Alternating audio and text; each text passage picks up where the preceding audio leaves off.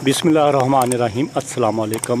मैं उम्मीद करना जितने मेरा यूट्यूब चैनल देखने वाले सब खैरियत के साथ होंगे, तो मेरियां दुआवां आपके साथ हमेशा रहती हैं।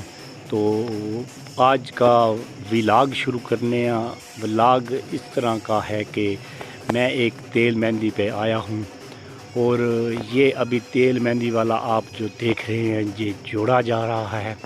हमारे गांव में जिस तरह रस्म रिवाज होता है, आपने आज वीडियो देखनी है, आपको पता चल जाएगा हमारे गांव में किस तरह रस्म रिवाज होता है।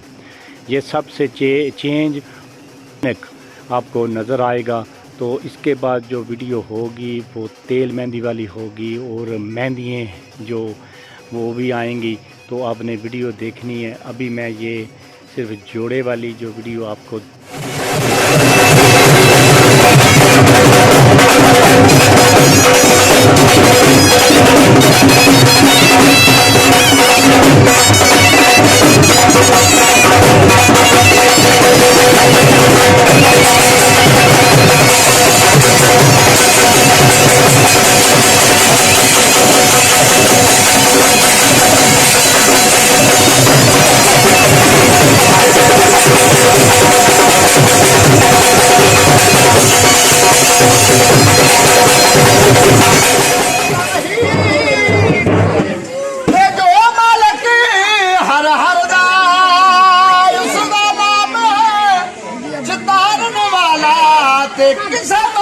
नहीं हरदा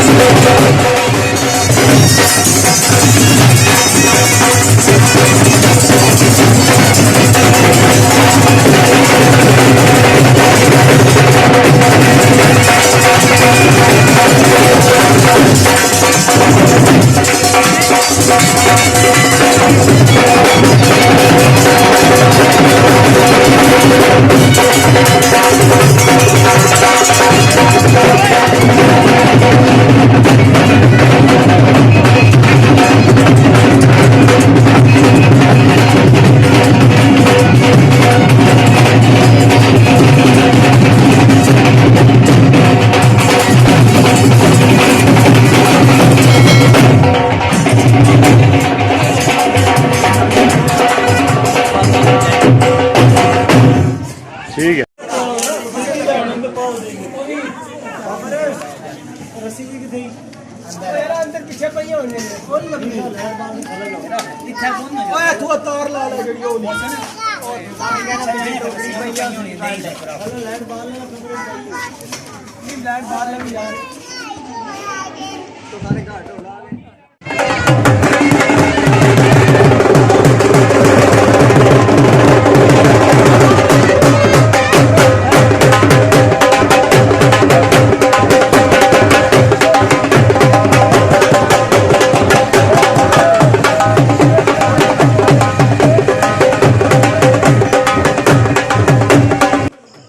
अभी आपने कहीं जाना नहीं है जी, अभी तो पार्टी शुरू हुई है। बाद में जो अभी वीडियो बननी है वो तेल मेहंदी वाली मैंने अपलोड करनी है, वो बाद में करूँगा, वो आपने देखनी।